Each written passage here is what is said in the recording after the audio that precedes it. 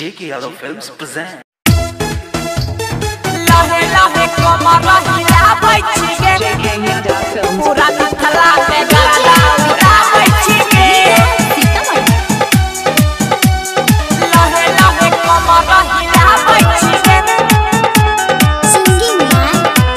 by Prince Virya. छौरी गई ही बंगाल से तू नाचे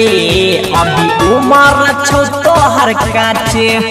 अभी उमर छौ तो हर काचे छौरी गई ही बंगाल से तू नाचे अभी उमर छौ तो हर काचे अमाल लागे छोही होट कपड़ा पहने छोही छोट माल लागे छोही होट कपड़ा पहने छोही छोट लहंगा किए उठाबै छी गे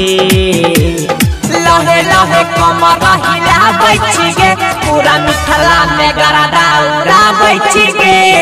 लहे लहे कमर हिला बैठी गे पूरा मिथली में गरदा उड़ा बैठी गे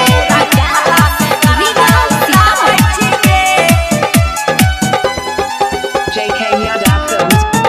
पूरा मिथला में गरदा उड़ा बैठी गे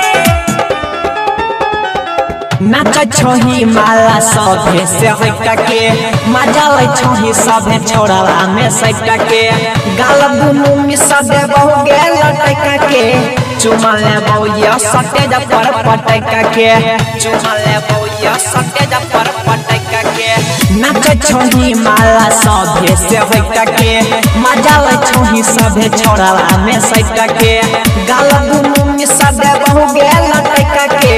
चुमा ले बहुया सटे जा पर पटका के अमाला छोही छौरी ताजा हमरा लई देने मजा माला छोही छौरी ताजा हमरा लई देने मजा दिलावा के तोरा पाबै छी गे लहे लहे कमर हिला बैठी गे पूरा मिथला में गरदा उड़ा बैठी गे लहे लहे कमर हिला बैठी गे पूरा मिथली में गरदा उड़ा बैठी गे पूरा मिथला में गरदा उड़ा बैठी गे JK Yadav Films. लहे लहे कमर हिला बैठी गे Singing by Prince Virya. देखी के पागल भेलो मिथुन जोगारा गे खोल के देखा दे देतौ न मरी हजारा गे मांगे छोराई टडल छमन उधारा गे देवी धीरा जाला के हो तो सुधारा गे देवी धीरा जाला के हो तो सुधारा गे देखी के पागल भेलो मिथुन जोगारा गे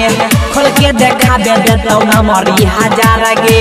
मांगे छोराई टडल छमन उधारा गे देवी धीरा जाला के हो तो सुधारा गे आ गाना गाबै छौ पीरिन सायुजा करतौ सिरिंचा गाना गाबै छौ पीरिन सायुजा करतौ सिरिंचा चोली से गोली चलाबै छी गे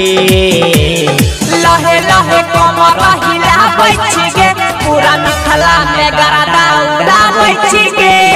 लहे लहे कमर हिला बैठी गे पूरा मिथली में गरदा उड़ा बैठी गे